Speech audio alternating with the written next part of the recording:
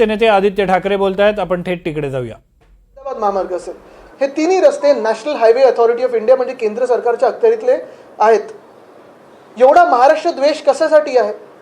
मागच्या वेळी देखील आमच्या चाकरमान्याने हा विषय काढला होता की गणपतीसाठी आम्ही जेव्हा गावी जातो, कोकणात जातो, तेव्हा खड्डेच रस्ता दिसत नाहीये। आम्हाला सांगितलं होतं की हे खड्डे आता डिसेंबरपर्यंत जातील आणि चांगला रस्ता बनेल। पुन्हा एकदा 8 महिने होऊन गेलेले, जुलै आलेला, पुढचे गणपती आलेले आहेत, पण खड्डे भरले गेलेले नाहीत। आणि तिसरीकडे जसं NHAIचा हा गोंधळ सुरू आहे, मी गडकरी साहेबांना तर विनंतीच करेन की तुम्ही येऊन खास करून हेलिकॉप्टर असेल किंवा रस्ता असेल, तुम्ही गाडीने तरी जाऊन पहा की किती खड्डे ह्या 3 महामार्गांवर पडलेले आहेत। कारण आम्ही खूप ऐकत असतो की देशात कुठे कुठे चांगले रस्ते झालेत, आमच्या महाराष्ट्रात तरी NHAIने एक सुद्धा चांगला रस्ता बनवलेला नाही। आणि तिसरी गोष्ट म्हणजे जे एक खातं घटनाबाह्य मुख्यमंत्र्यांकडे गेले 10 वर्ष आहे, MSRDCचं, हिंदू सम्राट बाळासाहेब ठाकरे समृद्धी महामार्ग, खड्डे जे आहेत ते दिसत आहेत आपल्याला, आपल्याच माध्यमातून आपण पाहतोय, ॲक्सिडेंट वाढत चाललेले आहेत।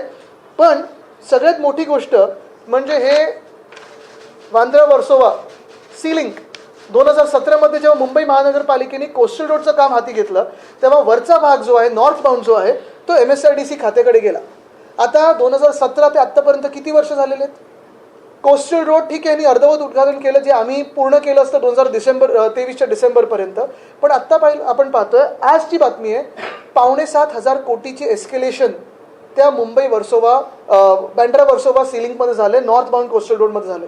एक सुद्धा गर्डर लागल्याचं काम झालेलं नाही आहे। दोनदा मला वाटतं कॉन्ट्रॅक्टर बदलले आहेत, सरकारं 3 बदललेली आहेत, खातं मिंदे सरकारकडेच राहिलेलं आहे, घटनाबाह्य मुख्यमंत्र्यांकडेच राहिलेलं आहे। आणि एक वैशिष्ट्य असं आहे घटनाबाह्य मुख्यमंत्र्यांचं की त्यांच्या खात्यात जिथे जिथे मग रस्त्याची कामं असतील, महानगरपालिकेची कामं असतील, कुठचंही काम असेल, काम हो किंवा नको होते, एस्केलेशन 100% होतं आणि त्यांच्याच आवडत्या मित्रांना मिळतं।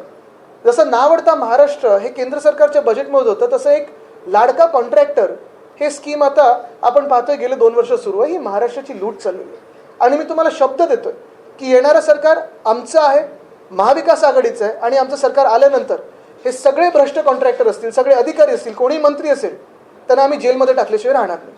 प्रत्येक निवडणुकीच्या अगोदर अशा प्रकारची मुंबई महापालिकेत 6,000 कोटी रुपयांची नवीन रोड कॉन्ट्रॅक्ट देतात आणि तुम्ही म्हटलं की ॲडव्हान्स पैसे असे दिले जातात, हे पैसे काय निवडणुकीसाठी वापरले जातात? आता हे खोके धोके म्हणजे स्वतःसाठी खोके, जनतेला धोके, हे दिसतंय। तर ते कशासाठी वापरले जातात माहीत नाही, पण एवढं मोठं कॉन्ट्रॅक्ट जर आपण पाहतोय, मागच्या वर्षीचं एक तरी कॉन्ट्रॅक्ट पूर्ण झालंय का?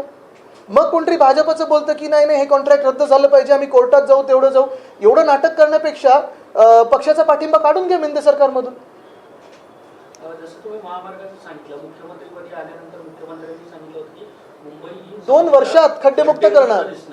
पण आता आपण परिस्थिती बघतो की वेगवेगळ्या मार्गावर खड्डे पाहायला नाही, काल मला वाटतं 1-2 ट्विटर हँडल्सनी पण ट्विट केलेलं आहे, मला वाटतं त्याच्यात आलंय सगळीकडे की नवीन झालेल्या रस्त्यांवर देखील आता खड्डे पडायला लागले। तुम्ही कोस्टल रोडचं बघा ना, तो 1-2 कनेक्टर्स आहेत हाजी अलीच्या तिथे देखील ते डांबर आता निघायला लागलेलं आहे।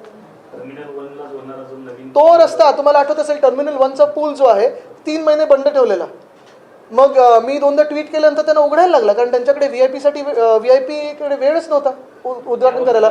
परत खड्डा पडला, ते मला वाटतं MMRDचं काम आहे। नाही, मी त्याच्यात जाणार नाही। बघा, नाही कृष्णजी, मी याच्यात जाणार नाही, कारण आज जो महत्त्वाचा विषय आहे, तुम्ही पहा, ह्याच्यात कुठेही राजकीय विषय नाही आहे। हा विषय प्रत्येकाशी निगडीत आहे, तुमच्या आमच्याशी निगडीत आहे, तुम्ही कुठच्याही पक्षाचे मतदार असाल। मुंबई आणि महाराष्ट्रातल्या रस्त्यांच्या दुरवस्थेसंदर्भात आदित्य ठाकरे पत्रकार परिषद घेत आहेत।